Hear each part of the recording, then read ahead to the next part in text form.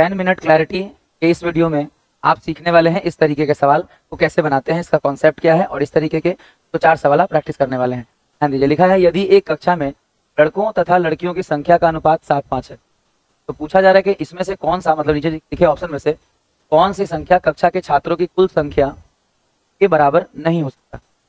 सबसे पहले आपको सीखना पड़ेगा एक बात, नंबर ऑफ बॉयज और number of girls, number of boys और नंबर ऑफ गर्ल्स कभी भी डेसिमल या फ्रैक्शन में नहीं हो सकता। मान लीजिए वो कहता है कि नंबर ऑफ बॉयज कितने हैं तो 10 होंगे, नहीं तो 11 होगा।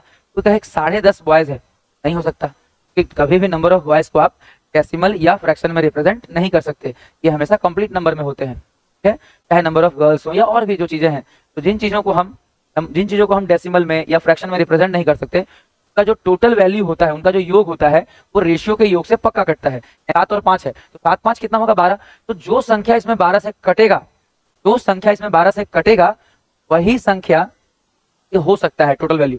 मान लीजिए कोई कहे कि 50 हो सकता है, नहीं ये नहीं हो सकता, यही इसका आंसर है, ये कभी भी नहीं हो सकता। क्यों नहीं हो सकता 50? क्योंकि 12 यूनिट का वैल्यू अगर 50 है तो 1 यूनिट का वैल्यू बटे में चला जाएगा और गुना होने पर डेसिमल में या बटे में रहेगा, जो कि संभव नहीं है।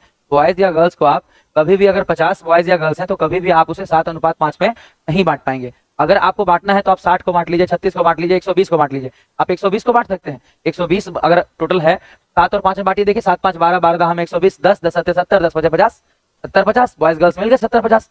लेकिन आप 50 टोटल नंबर ऑफ बॉयज और गर्ल्स अगर 50 हैं तो आप उन्हें बॉयज और गर्ल्स में नहीं बांट सकते। तो इस क्वेश्चन का उत्तर देने के लिए आपको पलक झपकने भर की देर है, बस इस कॉन्सेप्ट को जानिए कि नंबर ऑफ बॉयज या गर्ल्स को कभी भी वैल्यू को हम डेसिमल में या फ्रैक्शन में नहीं लिख सकते, और इसी कारण से इनका जो टोटल वैल्यू है वो हमेशा रेशियो के योग से कटेगा। इस तरीके के 1-2 सवाल और कर लीजिए। देखिए, मान लीजिए ये सवाल है, इस सवाल में दिखा है कि एक क्लब में लड़के और लड़कियों का अनुपात 3:2 है, वहां उपस्थित लोगों की कुल संख्या कितनी हो सकती है।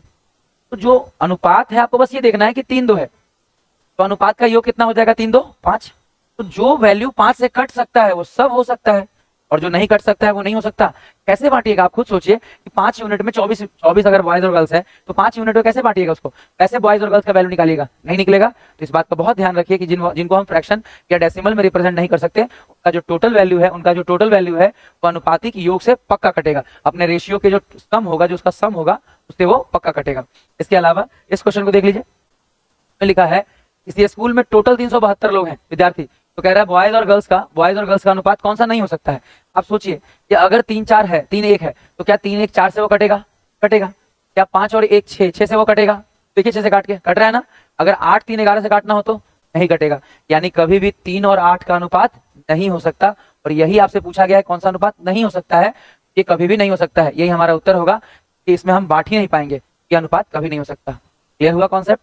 एक सवाल और कर लीजिए, बस एक सवाल और अनुपात वाला कर लीजिए। देखिए लिखा है श्रीमती गिरी ने 1 दर्जन चूड़ियां खरीदी, एक दिन वह सीढ़ियों से फिसलकर गिर गई। याद करना है कि इनमें से कौन सा एक अनुपात टूटने तथा न टूटने वाले चूड़ियों का नहीं हो सकता। अब समझिए 1 दर्जन का मतलब कितना 12, और 12 चूड़ियां अगर उन्होंने पहन रखी हैं और अगर वो गिर जाती हैं तो टूटना और नहीं टूटने वाले चूड़ियों का जो अनुपात होगा, तो मान लीजिए कोई कहता है 1 2 हो सकता है, बिल्कुल हो सकता है क्योंकि 1 और 2 3 से ये कटता है। क्या 1 और 3 हो सकता है क्योंकि 4 से ये कटता है। क्या 2 और 3 5 से कटता है? नहीं कटता। तो ये अनुपात कभी नहीं हो सकता, क्योंकि टूटे हुए और नहीं टूटे हुए चूड़ियों को हम कभी भी डेसिमल या फ्रैक्शन में नहीं रख सकते। टूटा होगा तो टूट गया होगा, नहीं टूटा होगा तो बचा होगा, यानी या तो 5 होगा नहीं तो 6 होगा, 5.5 नहीं हो सकता।